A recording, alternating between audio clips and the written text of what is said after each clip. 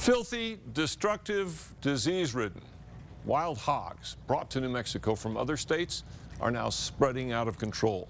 4 years ago, they were in just 3 counties.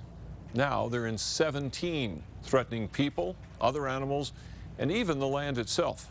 News 13's Tim Maestas tracks a growing menace on tonight's special assignment.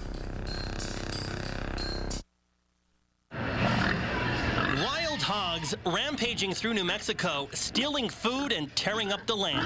They are a growing menace. Just ask USDA wildlife specialist Ron Jones. Well, I've got a nickname. They call me Boss Hog.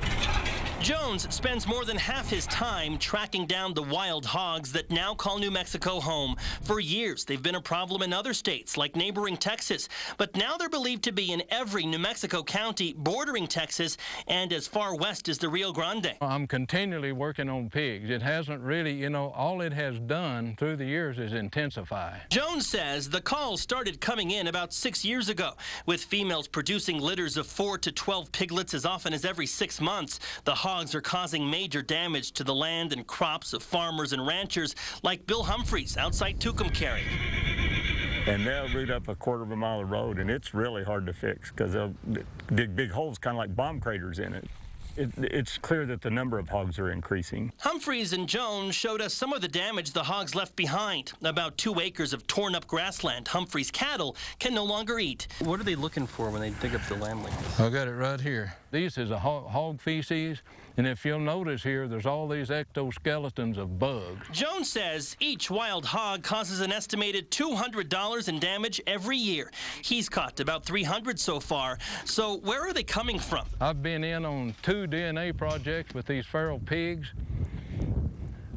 and here in our county, we had 4 direct line descendants from hogs in Wisconsin, Nebraska, Louisiana, and Arizona. Jones thinks the hogs were brought here to help establish hunting populations in New Mexico. It just so happens hunting is one way used to fight the problem. Another way involves the use of something called a Judas hog. A Judas hog is one that's captured, tagged with a transmitter, then released to join other hogs in the wild. They are then located, followed, and shot, sometimes in special flying operations. That's why they call it a Judas pig. The pig is leading us to them, to his friends. Jones also uses traps connected to specially designed transmitters to tell him when he's captured something. Once they're caught, that's when the real work begins. They have to be euthanized, processed, and examined for infections and disease, and it is dangerous work. A pig run at me and hit that panel and bent it. It took a lot of force to do that. And they're very, very aggressive then and, highly, highly agitated. The exact number of feral hogs in New Mexico is unknown. Jones expects to be busy as long as he's still on the job with the USDA. It's more and more time, more mileage, more expense.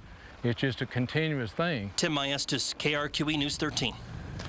According to the USDA, the hogs have been less active during the hot, dry weather, but now that the rainy season has arrived, that is what they love. I guess all that mud, as we know. Hog and slop or whatever it is, right?